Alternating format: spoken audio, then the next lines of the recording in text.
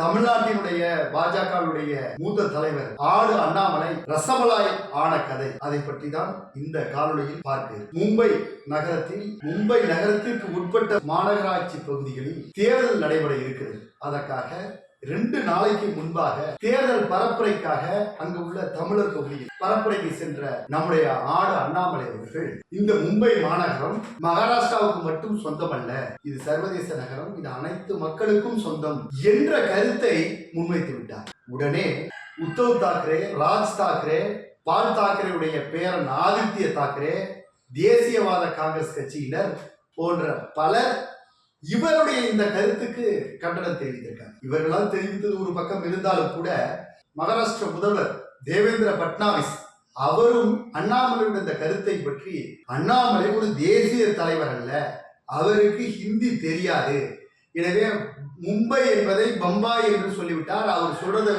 பெரிய கட்சியின் கருத்தாய் நீங்கள் எடுத்துக்கொள்ள கூடாது என்று மகாராஷ்டிர மக்களுக்கு நேரடியா பேட்டி அளித்திருக்கார் செய்தியாளர்கள். இப்படி அண்ணாமலை பேசுவதற்கு என்ன காரணம்? தன்னுடைய கட்சியில் தாம் 2ஆம் நிலைக்கு தள்ளப்பட்டு விட்டோம், ஏதாவது ஒரு பரபரப்பான கருத்தை சொல்லி கட்சியில் நாம் முக்கிய இடத்தில் வர வேண்டும் என்ற நோக்கோடு போய் அந்த மண்ணில் இந்த கருத்தை பதிவிட்டிருக்கிறார்.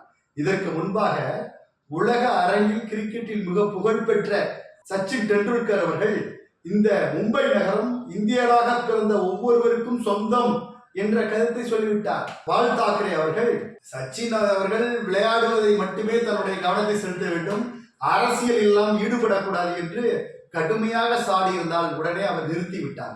தற்போது இந்த பிரச்சனையுடைய அந்த ஆபத்தை உணராத அண்ணாமலை அவர்கள் இது போல ஒரு கருத்தை முன்வைத்து விட்டார். அவருக்கு கடும் கண்டனத்தை அவர்கள் தெரிவித்து வருகிறார்கள். சொல்லிவிட்டமே என்று பின்வாங்காமல், நான் திரும்பவும் மும்பை வருகிறேன், முடிந்தால் என்னை கை வைத்து பாருங்கள் என்று சொல்லிவிட்டார். பிஜேபி தன்னுடைய பின்புலத்தில் இருப்பதாக நினைத்து அவர் சொல்லிவிட்டார். பிஜேபியினுடைய தேர்தல் பிரச்சாரத்தை நாம் பார்ப்போம். ஒடிசா என்ற மாநிலத்தில் தேர்தல் பிரச்சாரம் நடந்தது. மோடி அவர்கள் கருத்தை முன்வைத்தார். ஒடிசா முதல்வராக இருக்கக்கூடிய நவீன் பட்நாயக் அவர்கள் தன்னுடைய கட்சியில் அடுத்த வாரிசாக தமிழ்நாட்டை சேர்ந்த கார்த்திகேய பாண்டியன் என்ற உண்மையில் அவர் திறமையான ஒரு ஆட்சியராக அங்க பணியாற்றியவர், IPS கொடுத்துவிட்டு அந்த ஆட்சியரை தன்னுடைய கட்சியினுடைய வாரிசாக ஆக்கிவிட்டார். அடுத்த முதல்வராக அவரை அவர் அறிவிக்க போகிறார். நீங்கள் பூரி ஜெகநாதருடைய கோயிலுடைய சாவி தமிழ்நாட்டிற்கு சென்றுவிடும் என்று பரப்புரை செய்தவர் மோடி அவர்கள்.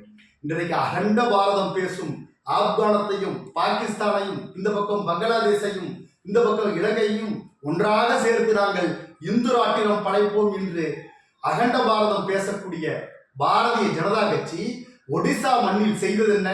ஒரு தமிழர் என்ற ஒரு காரணத்தினாலேயே கார்த்திகேய பாண்டியனை குறிவைத்து தேர்தலை சந்தித்தது.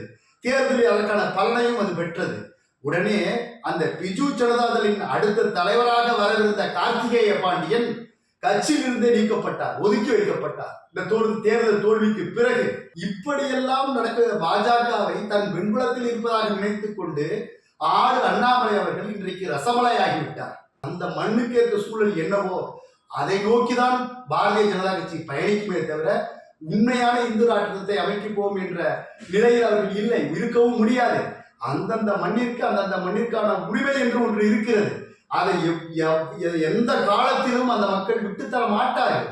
இன்னும் சொல்ல போனால், நான் 2004ஆம் ஆண்டு கல்லூரியில் மும்பைக்கு நான் ஒரு சுற்றுலா சென்றிருந்தேன், அந்த என்னுடைய கல்லூரி சார்பாக. அந்த சுற்றுலா சென்ற போது அங்கு உள்ள புறநகர் அந்த ரயில் நிலையத்தில் போய் டிக்கெட் எடுக்கணும்னா எவ்வளவு பெரிய கடினமான வேலை தெரியுமா?